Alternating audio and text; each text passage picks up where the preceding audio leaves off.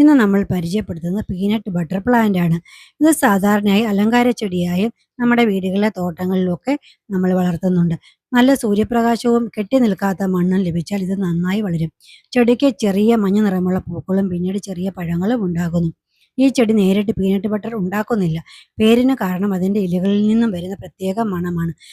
ഇത് വളർത്തുന്നതിന് 4, 5 അല്ലെങ്കിൽ 6 മണിക്കൂർ സൂര്യപ്രകാശം ലഭിക്കുന്ന സ്ഥലം നമ്മൾ തിരഞ്ഞെടുക്കണം. വെള്ളം കെട്ടി നിൽക്കാത്ത മണ്ണ് നമ്മൾ ഉപയോഗിക്കണം. മണ്ണ് ഉണങ്ങുമ്പോൾ മാത്രം വെള്ളം നൽകുക. ഇടയ്ക്കിടെ ജൈവവളവും നമ്മൾ ചേർത്ത് കൊടുക്കേണ്ടതാണ്. ഇതിൻ്റെ പ്രത്യേകതകൾ എന്ന് പറഞ്ഞാൽ ഇതിൻ്റെ ഇല ചതയ്ക്കുമ്പോൾ ബട്ടറിൻ്റെ മണം ഉണ്ടാകും. വീട്ടിലെ തോട്ടത്തിൻ്റെ കൗതുകമാണിത് കാണാനായിട്ട്. നല്ലൊരു അപൂർവ ചെടിയാണ്. പരിപാലിക്കാൻ നമുക്ക് എളുപ്പവുമാണ്. ഇത് 2 മുതൽ 5 മീറ്റർ വരെ ഉയരത്തിൽ വരുന്ന ഒരു ചെറിയ ഫലവൃക്ഷമാണ്. പഴങ്ങൾ ആദ്യം പച്ചയും പിന്നീട് ഓറഞ്ച് നിറവും ഒടുവിൽ തിളങ്ങുന്ന ചുവപ്പ് നിറവുമായിട്ട് കാണപ്പെടുന്നതാണ്. പഴത്തിന് ബട്ടറിന്റെ രുചിയും മണവും ഉള്ളതിനാലാണ് ഇതിന് ഈ പേര് കിട്ടിയത്.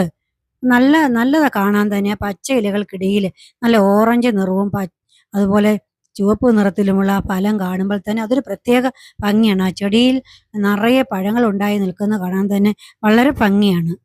അപ്പം നമുക്ക് അലങ്കാര ചെടിയായിട്ടൊക്കെ ഇത് ഇതിൻ്റെ ആ ചെടിയുടെ ഇലകളാണ്. അത് നമ്മൾ കയ്യിലിട്ട് തിരുമ്മി ഇങ്ങനെ തിരുമുകയോ പൊട്ടിക്കുകയോ ചെയ്താൽ പീനട്ട് ബട്ടറിൻ്റെ നല്ല മണം കിട്ടും. അതുപോലെ തന്നെ ഇത് സാധാരണയായിട്ട് മഞ്ഞ ഓറഞ്ച് നിറത്തിലുള്ള പൂക്കൾ, പച്ച നിറത്തിലുള്ള ഇലകളും ഈ ചെടിയെ വളരെ എന്ത് രസമാണ് കാണാനെന്നറിയാവോ. സൂര്യപ്രകാശം വേണമെന്ന് മാത്രമേ ഉള്ളൂ നല്ലത്.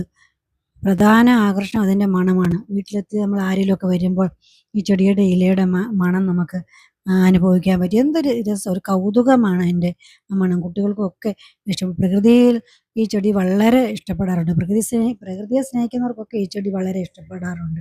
എനിക്ക് വളരെ ഇഷ്ടമാണ്. എന്ത് രസമാണ് കാണാനറിയാം. ഇങ്ങനെ പന്തലിച്ച് നിൽക്കുന്ന ഇലകളും പച്ചപ്പ് അങ്ങനെ ശിഖരങ്ങളോടുകൂടി നിൽക്കുന്ന ഇല കണ്ട അതിൻ്റെ ഇടയിലെ ആ പഴം, ആ ഓറഞ്ച് നിറത്തിലുള്ള ഫ്രൂട്ട് കാണുമ്പോൾ തന്നെ നമുക്ക് രസമാണ് കാണാൻ. പീനട്ട് ബട്ടറിൻ്റെ മണം നൽകുന്ന ഈ അത്ഭുത ചെടി അപ്പം നമ്മളുടെ തോട്ടത്തിൽ നമ്മൾ വെച്ച് പിടിപ്പിക്കുക. അത് വെച്ച് പിടിപ്പിക്കുമ്പോൾ തന്നെ നമുക്ക് ആകർഷകമാണ്. നമ്മുടെ തോട്ടം വളരെ മനോഹരമായിട്ട് മാറും. അത്ര ഒരു നല്ലൊരു ചെടിയാണ്. പ്രത്യേകിച്ച് വളമൊന്നും ചേർക്കണമെന്നൊന്നുമില്ല ഇത് വളരാനായിട്ട്. സൂര്യപ്രകാശം വേണമെന്നുള്ളതേ ഉള്ളൂ.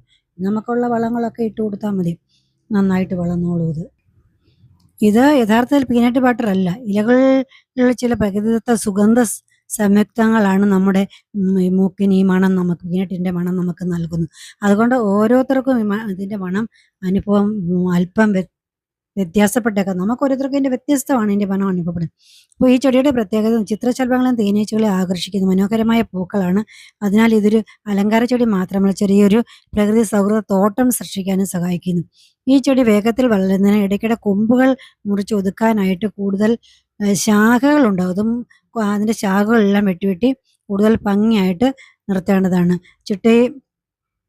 ചട്ടിയിലൊക്കെ വെക്കുമ്പോൾ നിലത്തും ഒരുപോലെ വളർത്താൻ സാധിക്കുന്നതിനാൽ വീട്ടുമുറ്റത്തും ടെറസിലും ഒക്കെ നമുക്ക് ഗാർഡനിലൊക്കെ ഇത് വയ്ക്കാനായിട്ട് സാധിക്കുന്നുണ്ട്. പ്രകൃതിയുടെ ഓരോ സൃഷ്ടിയും ഓരോ പ്രത്യേകതയുണ്ട്.